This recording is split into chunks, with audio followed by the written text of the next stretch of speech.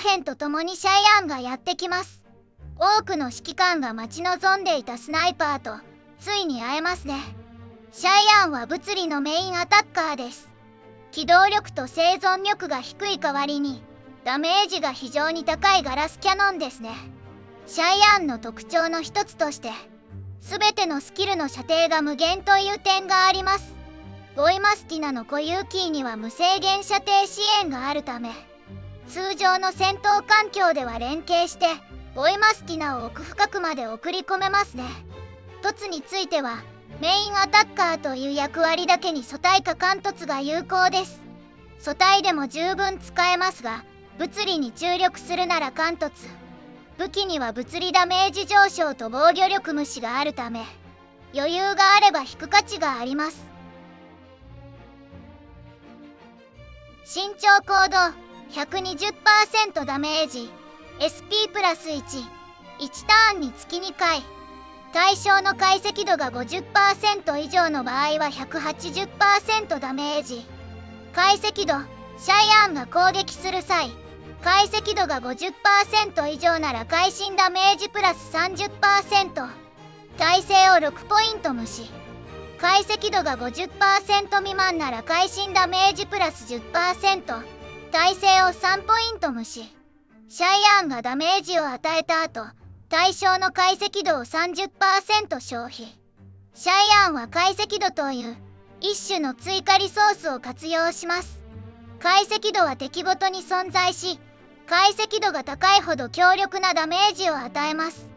つまり基本的にはシャイアンが敵を初めて攻撃する時が最も強いということになります。さらにマップ全域を対象に敵の行動終了へ反応する攻撃を2回行えます。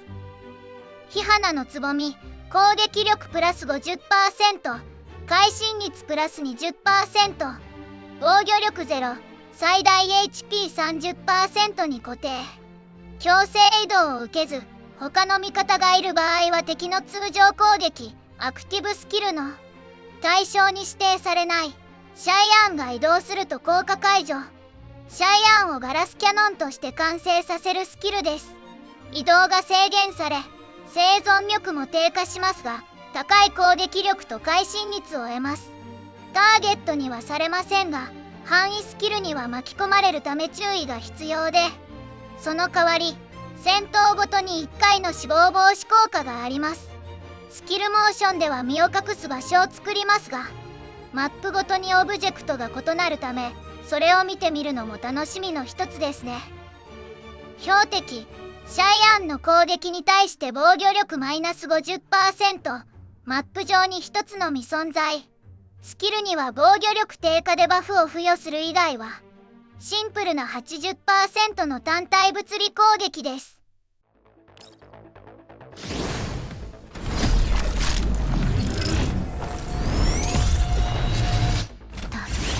大したことありませんから。ウルトも非常にシンプルです。解析度をリセットしながら 200% の物理ダメージ。標的対象には会心ダメージプラス 30%。 解析度がリセットされるため最も高いダメージを与えられますね。全体的にシンプルなスキルセットが印象的です。セットは汎用性の高い近接強行か実弾。オプションは一般的な攻撃ボーナス会心ダメージです。スキル効果で会心率が上がるため、会心が過剰になる場合は HP などの防御系オプションに変えても構いません。キーはダメージと弱点のための6、01と、パッシブ射撃の回数を減らす代わりにダメージを増やす6、03。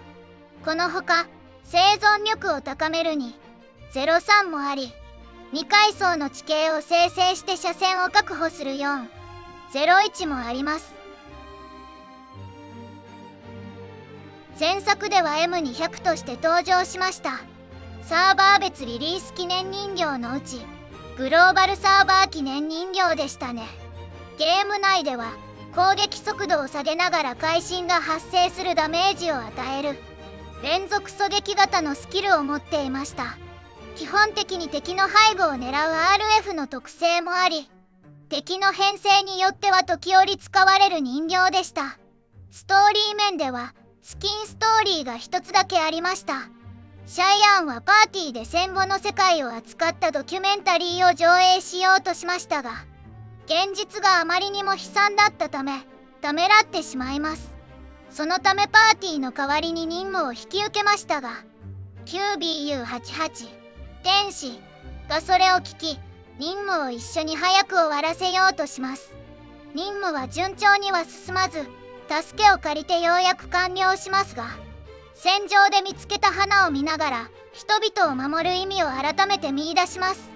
その後シャイアンはパーティーに参加し、人々を守ることの意味を語りながら短編映画を上映し、物語は幕を閉じます。そういえば360度トリックショットの映像が公開されましたね。それに加えて箸のような足までグローバル指揮官たちからの愛情とミームをうまく活かしていて面白いですね。